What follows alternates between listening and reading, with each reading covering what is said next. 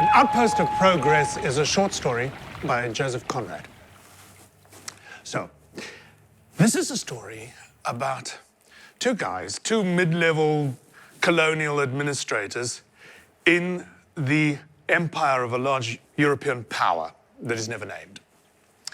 And they're given the job of running a trading outpost on the banks of a large river, which is also never named. The river. It's nameless. So they're dropped off by a steamship, and they're told that that same vessel will collect them in about 6 months' time. So these two guys, Coyotes and Kalia are their names. They are extraordinarily inept and deeply unsuited to this kind of work. They have no experience of or interest in Africa, or indeed in trading, for that matter. They have no curiosity about their surroundings. They're hardly briefed by the trading company. They have hardly read a book. They find a couple of books at the trading outpost, which have been left there by their predecessor, who died. And out of sheer boredom, really, they start to read.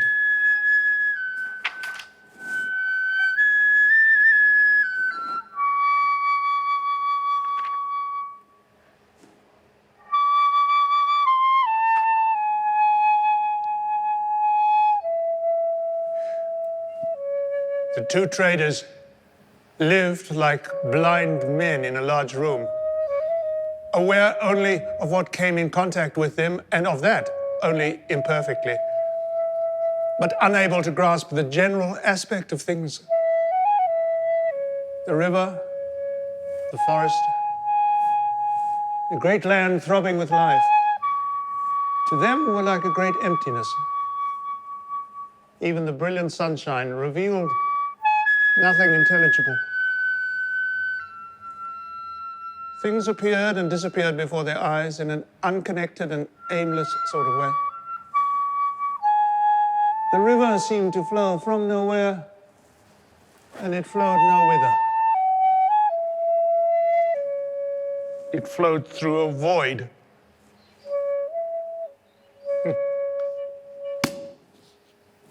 And so for months and months, these guys do virtually nothing. Most of their food is supplied by the local villagers, who have come to regard them as amusing immortals. When they die, they disappear under the ground, only to reappear again a short while later. They have come to see the stream of men who have come here and died here as just one clueless man, and that it's sort of amusing to keep him fed and friendly. The traders do nothing that really counts as work. They've been sent here to trade in ivory, but they've got no idea how to do that, and their storehouse stays virtually empty. And then, everything changes. A group of strangers arrives.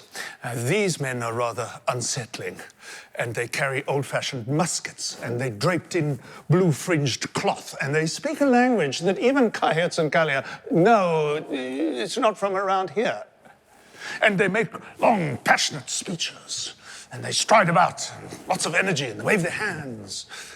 And our two heroes become a little unsettled, and they ask their clerk, what is going on? Their clerk is a short guy from Sierra Leone who seems to refer to himself as Mr. Henry Price, although everyone else calls him Makwana. He keeps the accounts, he speaks multiple languages, and lives with his wife and many, many children in a hut a short distance away. Henry Price is also disturbed by these visitors, and when the white traders ask him about them, he says he doesn't know what these guys are saying. He doesn't understand the language, he claims. The more they question him, the less he seems to understand the traders' language too. It's implied that this language is French, the language that he stops understanding. So the two traders, they become a little unsettled, a little rattled, and they retreat to the safety of their house, which offers minimal protection, being constructed mainly of dry reeds and containing very little. What did it contain?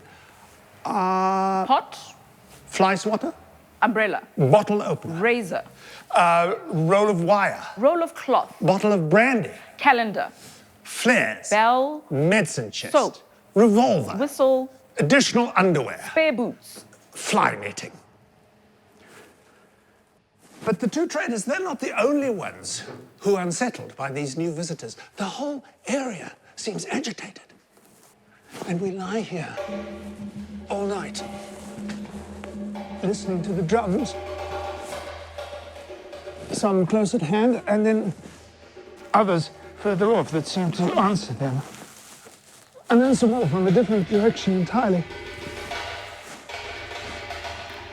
We have no fucking clue what is going on.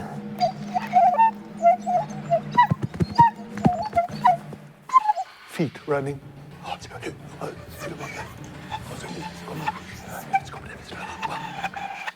Voices whispering.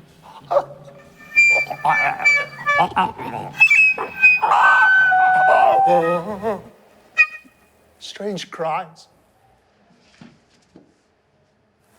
The traders think of themselves as utterly alone, whereas in actual fact they're surrounded by people.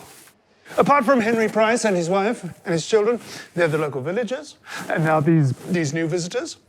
And in addition to all that, they have a group of laborers who have been employed by the trading company. So this is a group of about 10 men who have also been brought in from somewhere else. They used to be members of some warlike tribe and have filed teeth. But now they are morose and listless, and their muscles have gone flabby. Every morning, a bell is rung, and these men shuffle into a line and wait to be given tasks, which they do not do. No one has a clue how to make them perform the jobs they are given. Things like build a jetty, fix a fence, chop back bush. No one really cares that much if they do the job or not. So the task does not get done. And at the end of the working day, the bell is rung again, by which time all the laborers have been back in their huts for some time already. So, the next day, there's a real air of tension, and they spot some columns of smoke rising in the distance, and there's some frantic canoe traffic on the river. And then Henry Price comes to them with a proposal. He seems to have remembered how to speak French again overnight. He says to them, luckily, his wife understands the language that the visitors speak, and she has come to an arrangement with them. These men have some ivory with them, some big tusks, and they don't want to carry all of it to the coast. Henry Price reminds them that the company steamer is due to return soon, and they don't have very much to show for their time here. So, would they be interested in acquiring this ivory? Kites and Kalia can hardly believe their luck.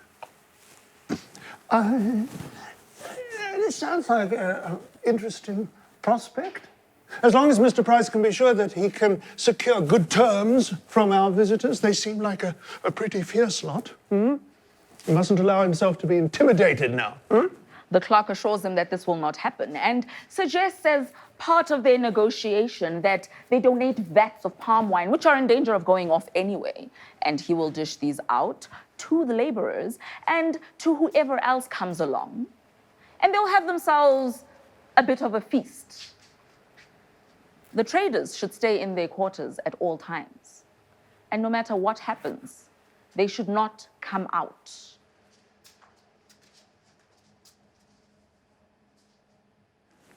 Kites and Kalia had begun to make a few sour remarks about Henry Price. They had begun to question whether he really had the right sort of attitude for this kind of work, you know, whether he was respectful enough towards his betters. But now they have nothing but praise for this guy. Oh, what a gem. What an asset to our civilizing work here. It is on men like him that the future of this continent will depend. Remarks like that. And they take a small brandy and they play some cards and they go to bed.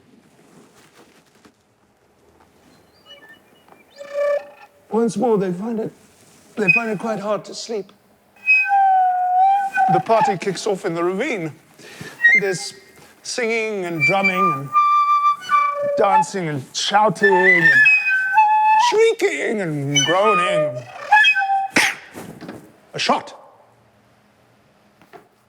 At one point, they put their head out to find out what is going on. And they shouted at Roughly to go back.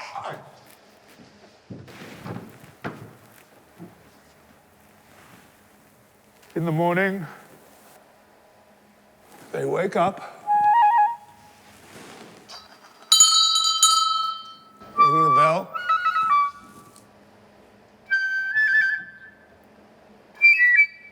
Nobody comes. They go outside. Early morning, birds and forest trees. The whole station seems utterly deserted. Collier goes off to the laborers' huts to go and rouse them. And Kayets surveys the scene. He sees Henry Price down at the river, is washing himself in a tin basin. He raises his hand. They're gone, shouts Price. The laborers, they're gone with the coast people. Come and see the horns.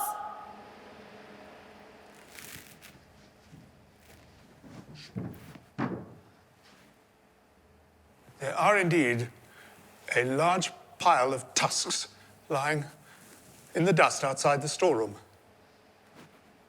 Collier returns. He confirms that the laborers' huts are now deserted and that there is a dead body lying there.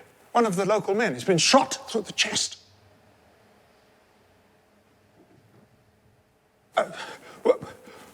What did you pay for these tusks? Nothing. I told them to take what they wanted, so they did. No trade on the books. Everyone is happy. I'm not touching these tusks. You can throw them in the river. They storm back into the house.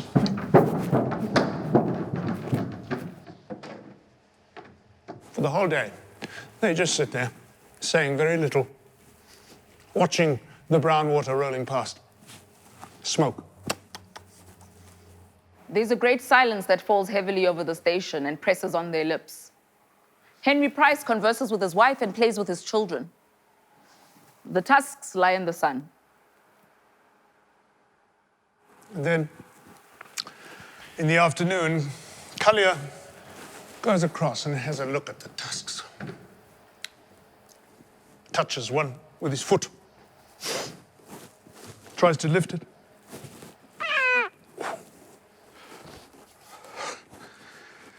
Well, it's obvious what happened.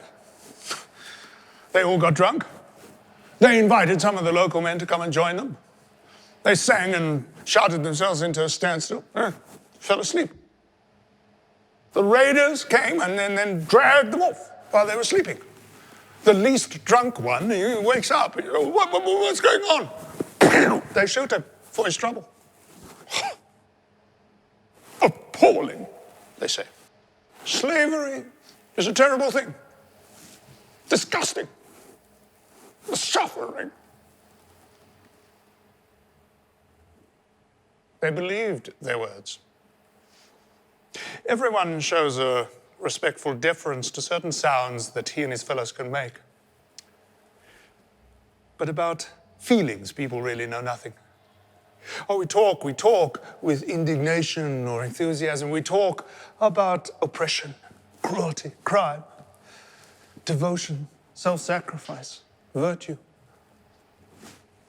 But we really know nothing beyond the words. Nobody really knows what suffering or sacrifice mean, except perhaps for the victims of the mysterious purpose of these illusions. That evening, Price set up the scales. The two traders there mumble to each other and they wander over. He tries to lift one of the tusks onto the scales. He can't. He stares at them. They stare at him. Frozen, they look at each other. And then one of them, Kayets or Kalia, one of them moves to grab the other end. And the other one digs in his pocket and he finds a piece of paper and a pencil. 36 kilograms. He notes it down. His body turned away, as if he's writing something shameful. Listen, we might as well get these out of the sun. Those men were company men, so this is now company property. We'd have to secure it. The director can decide what to do. We'll tell him the whole story, of course. Of course, agrees the other. The three men lift the pile of tusks and move it to the storeroom. And they secure the lock.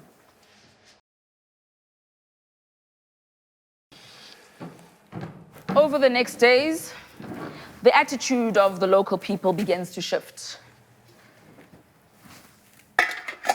They stop coming to visit with gifts of food.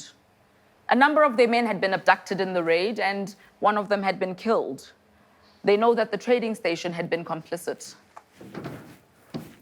The wicked people were gone, but the fear remained. Fear always remains. A man can destroy everything inside himself. Love and belief and faith and even doubt. But for as long as he clings to life, he cannot destroy fear.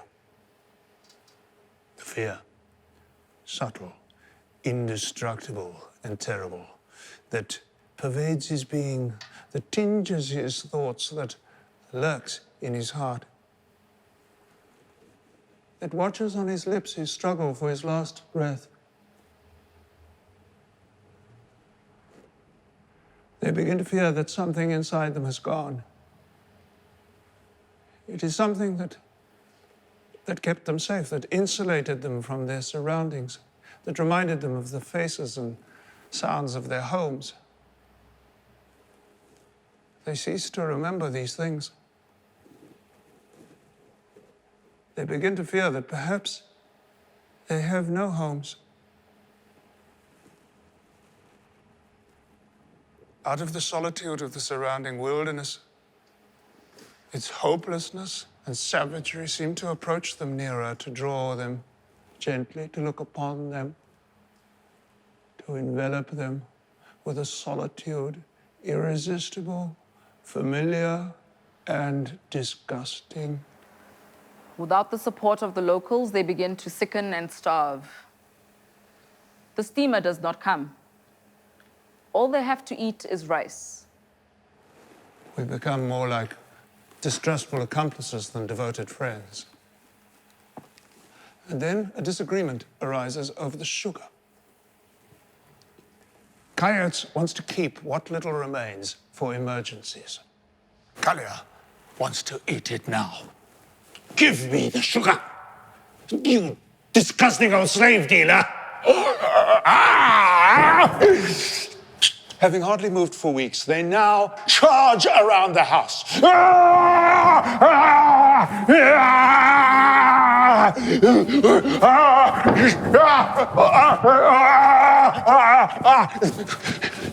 He's got a gun. He's a monster. He's going to kill me. Over the sugar.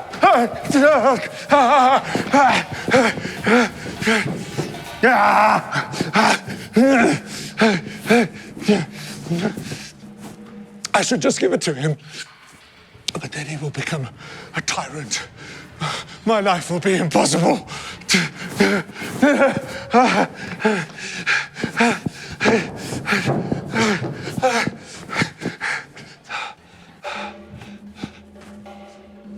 He stopped. Which way? Left or right?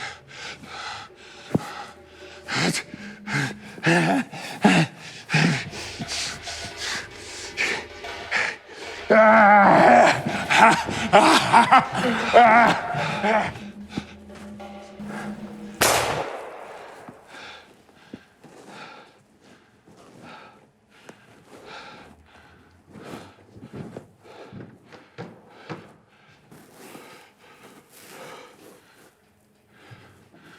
never had a gun.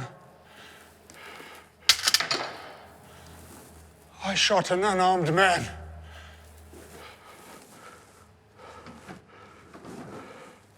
Henry Price comes over and looks at the man with his eye blown out.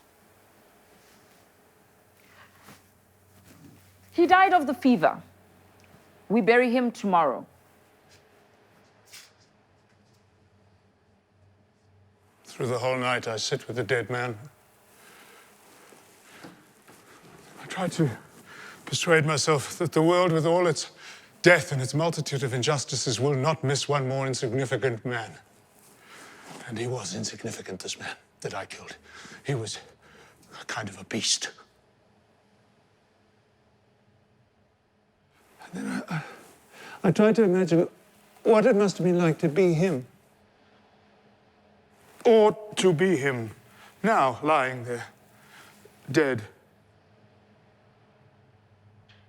And for a brief moment, I ceased to tell who is who. Who is alive and who is dead. We become one, briefly. And then, by a clever and timely effort of mind, I managed to save myself just in time from becoming Kalia. To calm my now unsettled nerves, I begin to whistle.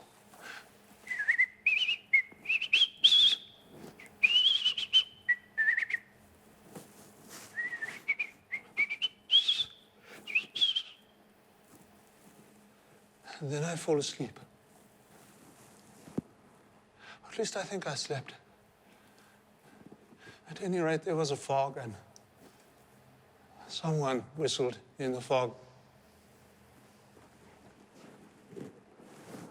I wake. The river and the station have disappeared. A thick fog has descended in the night, and from its heart comes an inhuman shrieking. Mrs. Henry Price is blundering from the river. The steamer! It's the steamer! They can't see. They whistle for the station. I will ring the bell. Go and wait at the landing.